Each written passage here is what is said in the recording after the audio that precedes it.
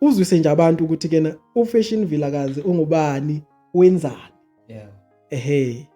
Okay, sizoyidonsa nje khona lana. Sizothi nje yiyo le.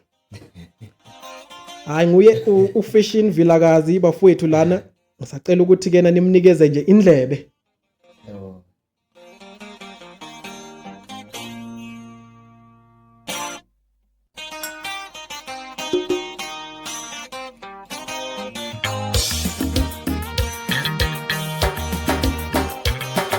Izulu bekugcwele konka lethi ingane nabantwana. Izulu bekugcwele Mzo Lifestyle lethi ingane nabantwana. Izulu bekugcwele konka lethi ingane nabantwana. Sikushaya lethi ingane nabantwana.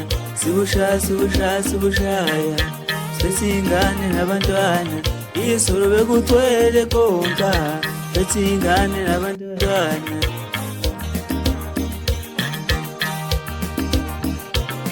Hey John Vuliketi, hey John Vuliketi, nasi stobo, Johnny Vuliketi, nasi stobo, Johnny Vuliketi, nasi stobo, Johnny Vuliketi. Uzolula namhlanje uJohn, nasi stobo, Johnny Vuliketi, uzolula namhlanje uJohn, nasi stobo, Johnny Vuliketi, uzolula namhlanje uJohn, nasi stobo, Johnny Vuliketi, nasi stobo, Johnny Vuliketi.